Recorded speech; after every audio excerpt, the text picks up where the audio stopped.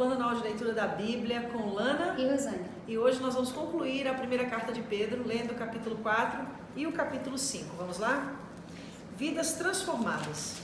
Por isso, assim como Cristo sofreu no corpo, vocês também devem estar prontos como ele estava para sofrer. Porque aquele que sofre no corpo deixa de ser dominado pelo pecado.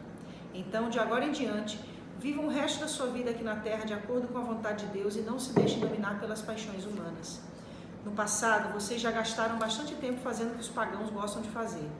Naquele tempo, vocês viviam da imoralidade e nos desejos carnais, nas bebedeiras, nas orgias, na embriaguez e na nojenta adoração de ídolos. E agora os pagãos ficam admirados quando vocês não se juntam com eles nessa vida louca e imoral e por isso os insultam.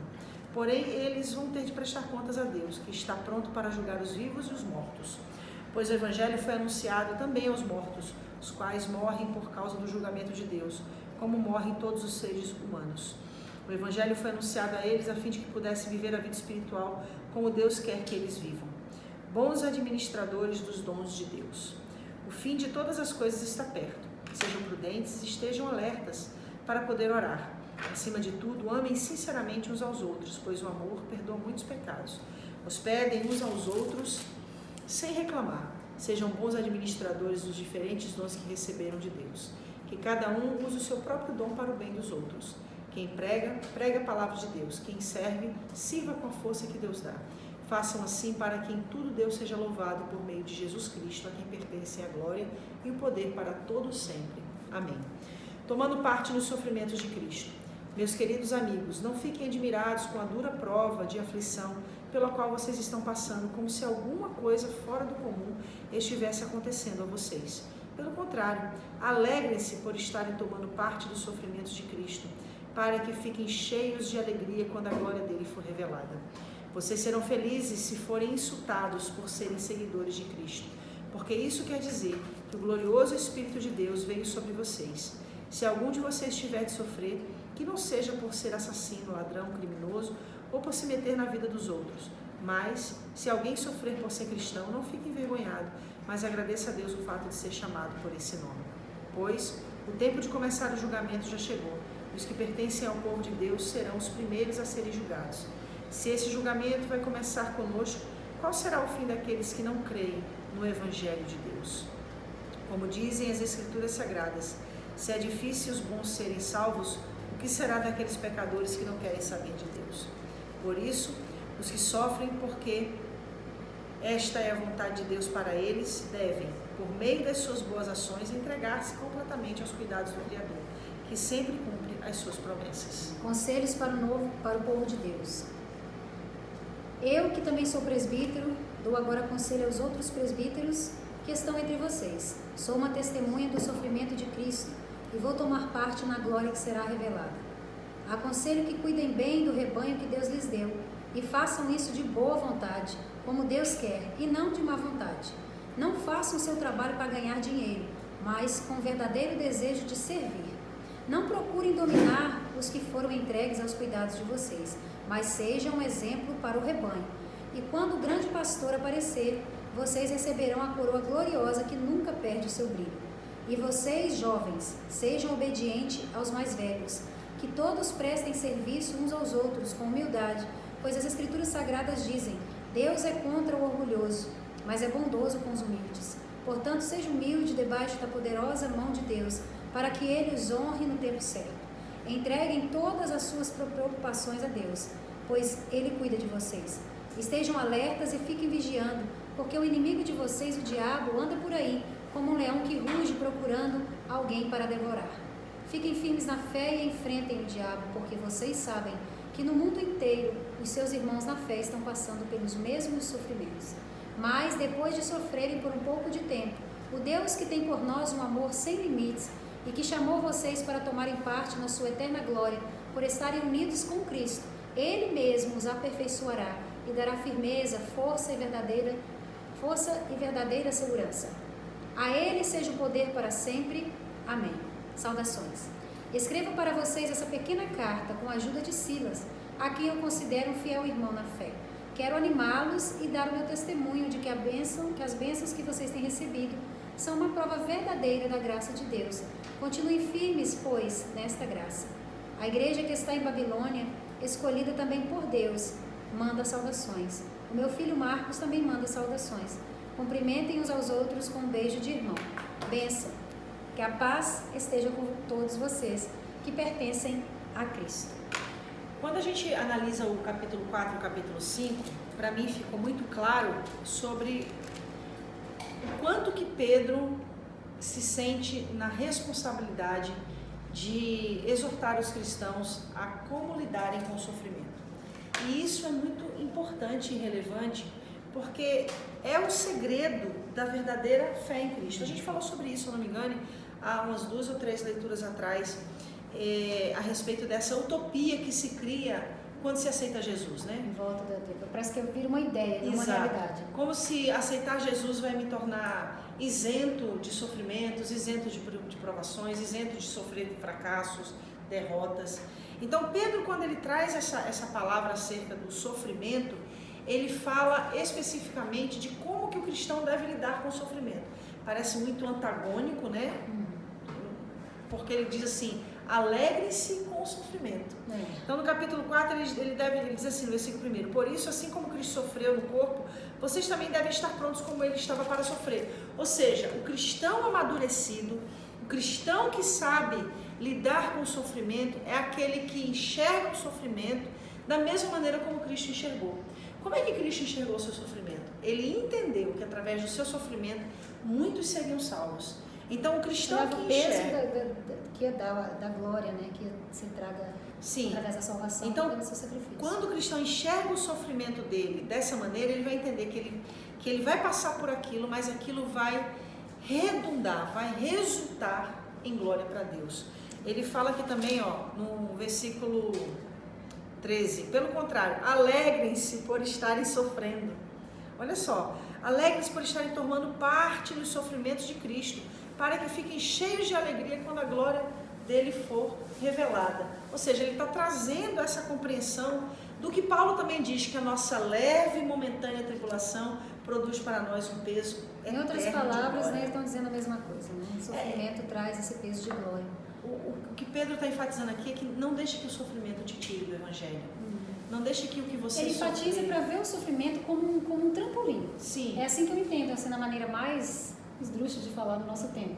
Como se fosse um degrau para você ser participante da glória de Deus. Vamos falar dentro do contexto que a gente viveu esse ano 2020? Vamos. Por que não, né? E como o próprio nome diz, não foi uma epidemia, não foi algo local, foi uma pandemia mundial. Então, imagina a quantidade de pessoas que não foram afetadas por essa situação. No mundo inteiro, essa calamidade. No mundo inteiro. Gente, acabou 2020. O que a gente fez em 2020? Se for olhar, passamos metade do ano praticamente dentro de casa. Se for olhar bem mesmo, foi um ano, tem até um trocadilho que o pessoal fala, né? Que foi Natal. Não foi, foi janeiro, fevereiro, pandemia, Natal. Exatamente. Acabou. Então, assim, dentro de casa, igual você falou, né? Ou seja, que dificuldade, né? Aquilo que a Terra viveu, nós aqui no Brasil e geral. E aí, aonde eu quero chegar trazendo essa alusão? Você mesmo tem falado que você cresceu em 2020 espiritualmente, que você nunca cresceu na sua vida espiritual. Como se fossem uns 5 anos aí pra frente. Então, esse sofrimento, o que ele agregou para nós? Aproximação de Deus. Com certeza. Entendeu? Então, esse que ele está falando. Use o sofrimento para se aproximar de Deus. E foi isso que a gente tem feito, é isso que a gente fez, é isso que a gente tem feito. Né? Então, assim, é óbvio que cada geração tem o seu desafio. E dentro do contexto geracional onde nós estamos inseridos, esse é o desafio que nós estamos enfrentando. Nunca a humanidade protagonizou algo com essa proporção. Então, nós somos essa geração que está protagonizando essa pandemia. Então, o que nós estamos fazendo com esse sofrimento? Para onde estamos direcionando, nós estamos direcionando? Como estamos passando por ele? Infelizmente, a gente tem visto que muitos cristãos ao redor do mundo têm desanimado. Exatamente nesse momento. Aí eu vou ler aqui, o Espírito de Deus está me trazendo essa palavra aqui, inclusive abri em cima. Olha aí, capítulo 12 de Daniel. Nós estamos usando o profeta Daniel. Olha o que Daniel fala. Olha o que ele escreveu acerca do que o anjo falou com ele. E ele respondeu: Agora, Daniel, você pode ir embora, pois tudo isso deve ficar em segredo até o fim. Muitos serão postos à prova, e com isso se purificarão e se aperfeiçoarão. Eita Deus. Os maus continuarão na sua maldade, e nenhum deles entenderá o que está acontecendo, mas os sábios entenderão. O que seria entender? Entendeu? Então, é óbvio que aqui nós temos aqui profecias apocalípticas, né, em Daniel, mas será que nós não estamos protagonizando os últimos momentos, as linhas finais desse último capítulo da história da igreja no mundo? Então é isso que Pedro está dizendo, use o sofrimento para ser mais crente, porque um dia você vai ter alegria quando essa glória for revelada. Use o sofrimento, né? Eu ainda acrescento, use o sofrimento como um burilar mesmo da obediência, que a obediência no sofrimento vai causar a vitória, né? Vai causar a compreensão de por que caminho devemos trilhar para que a glória de Deus seja vista nas nossas vidas, né? Eu posso dizer por mim que eu tenho visto a glória de Deus brilhar na vida de muitas pessoas que têm estado aí nesse momento. Eu tenho visto e eu tenho podido, pela misericórdia de Deus, viver, né, esses momentos de obediência, onde a gente achou que vamos arrancar os cabelos da cabeça, mas é o quê, né? A gente chegou na presença de Deus, a gente tem chegado na presença de Deus, eu digo isso com alegria, né? E veio bem a calhar de lermos o Novo Testamento, bem nesses momentos cruciais, assim, né, desse tempo tão difícil que estamos vivendo. Então, assim, viver a prova, passar a dificuldade, os problemas em forma de obediência, para quê? Para que a glória de Deus seja manifesta através das vidas que possamos ganhar, de um posicionamento de obediência. E é um posicionamento que a gente deve manter dentro de uma consistência. A obediência ela é conquistada, né? Ela é, como é que fala? Exercitada. Exercitada, isso. E assim, a gente pode até citar como exemplo o plano anual de leitura da Bíblia. Você viu no dia 1º de janeiro como é que estava o índice de pessoas que estavam assistindo? Aquele fator de começar, né, e não ter a persistência. Exatamente. Que é o mal de uma geração. Né? Essa geração, você percebe que eles desejam muito, eles têm inteligência, eles têm estudo, eles buscam muito, mas não colocam em ação.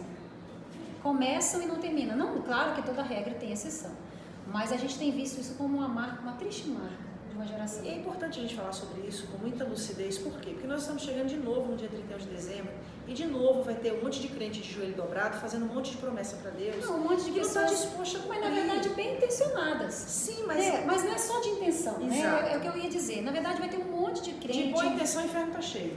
De muitas pessoas, de um monte de crente, de um monte de pessoas que conhecem a Deus, eles nem são crentes, mas vivem, sei lá, cada um tem sua fé, né, da sua maneira, e Deus conhece cada coração, mas que se colocarão diante de Deus com uma boa intenção. Poxa, esse ano eu quero ser melhor. Quantas vezes a gente fez isso, né? Que esse ano nós vamos ser melhor. E acaba que a boa intenção, como você acabou de dizer, né? O inferno está cheio e de boa intenção o mundo está cheio de coisas que não vão para frente.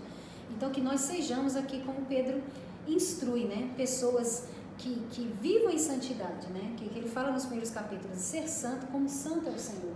Viver em santidade, viver em obediência, para que nós possamos ser persistentes na arte de obediência a Deus. E aí eu concluo aqui, não preciso acrescentar muito diante das suas palavras, mas versículo 9 e 10 de 1 Pedro 5. Fiquem firmes na fé e enfrentem o diabo, porque vocês sabem que no mundo inteiro os seus irmãos na fé estão passando pelos mesmos sofrimentos. E aí eu quero deixar claro, não é uma coisa reservada pra gente, sabe? Às vezes, grupo de pessoas, às vezes a gente fala de problemas como se eles só fossem locais e denominacionais dentro do contexto que a gente está. É aquilo que você fala, gente, vamos sair da caixa, vamos parar de trazer só pra gente, só pra mim, pra você, vamos externar isso, né, de forma compreender isso de uma forma geral, bem ampla, né? E aí ele fala no versículo 10, mas depois de sofrerem por um pouco de tempo, por que um pouco de tempo? Porque essa leve e momentânea tribulação. Como assim? É leve, tempo, pastor? Quantos anos eu tô nessa? E se for comparado com a glória que há de vir. É porque muitas vezes a gente está olhando as tribulações e o tempo da tribulação no nosso tempo. Muitas vezes, na maioria das vezes, ou na maioria das vezes, ou geral, essa forma de olhar só está revelando o quanto nossos olhos estão somente aqui.